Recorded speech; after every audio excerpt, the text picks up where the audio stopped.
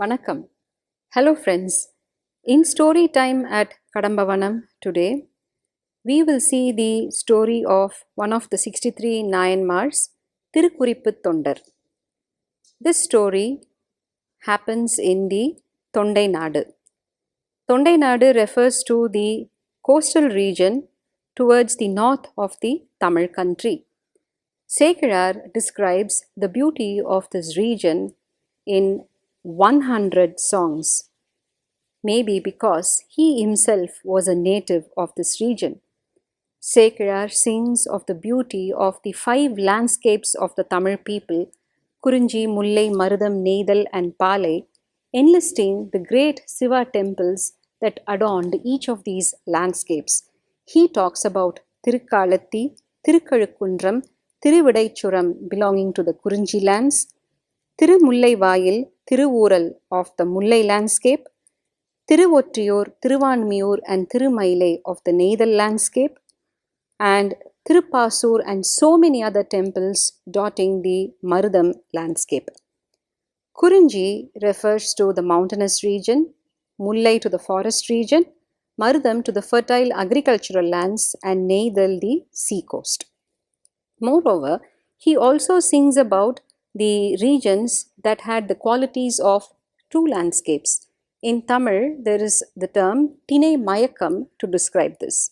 For example, he talks about how Neidal and Kurinji coexisted in the same landscape, where the coral plants coming out of the seas hung on to the trees that were there in the nearby mountains. And do you know which place he gives as an example for this? Mallai Nadu, that is today's Mahabalipuram. So the terrain should have been much more rockier then, and today the sea probably has receded.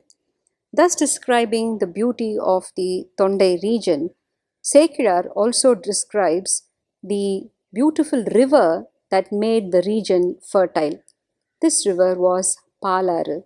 He talks about how the Palaru carried the milk of the holy cow Kamadhenu from the heavens and brought with it a lot of wealth in terms of pearls and stones and sandalwood trees, and made the entire region fertile. Not only that, Sekar also describes how the Palaru helped the farmers there even during the peak of summer.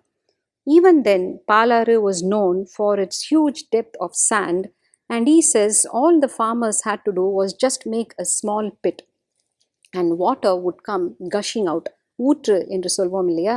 And the water that gushed out sprang on either sides and filled the channels and reached the agricultural lands, making them very fertile. So thus describing the territory, Sekar comes to the holy town of Kanji, which was the birthplace of our Nayanar. And Kanji he describes in great detail as the only city that exists between any two eons that the universe faced. Why? Because the consort of Lord Shiva, Uma Devi herself, came down from Mount Kailash and chose this holy town to enter into a penance on her beloved Lord. She sat under a mango tree and was fixated on worshipping her Lord Shiva Berman. The Lord tried to play a trick with her and made the Kamba river that flows through Kanji go into a spate of floods. The flood water entered everywhere, and as it came near, afraid that the lingam on which she was worshipping could be damaged, Uma Devi ran and hugged it tight. And at that time, the story is that Lord Shiva made himself very pliable. Thus, the bangles that were worn on Uma Devi's hands and her bosom left marks on the linga. Thus was the love that Ehambaranadar showed towards his beloved consort Uma Devi. Describing all this beauty, Sekar then takes us to the story where the Nayanmar belonged to the washerman's class.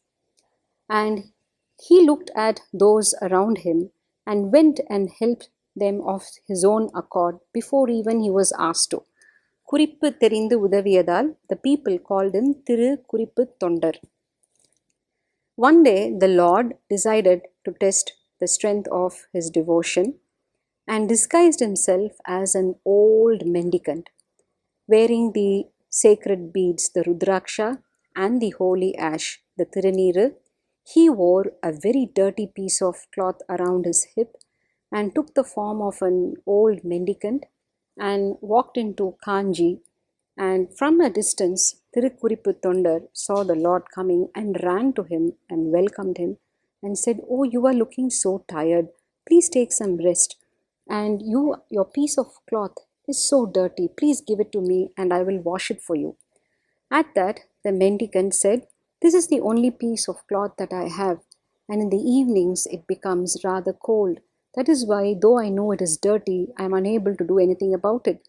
Well, I will give it to you, but only on one condition. You have to wash it and dry it and return it to me before sunset." The Tondar said okay and got the piece of cloth from the Sivanadiyar. Once again, the Sivanadiyar said, "I better warn you, if I don't get it back all dried up before the sun sets, I will be put to a lot of torture." With that, he went away. Thirukuripputhondar took the cloth and washed it in a pond that was there and took it out to be applied with chalk for making it white. At that time, suddenly the sky was filled with dark clouds and it started raining.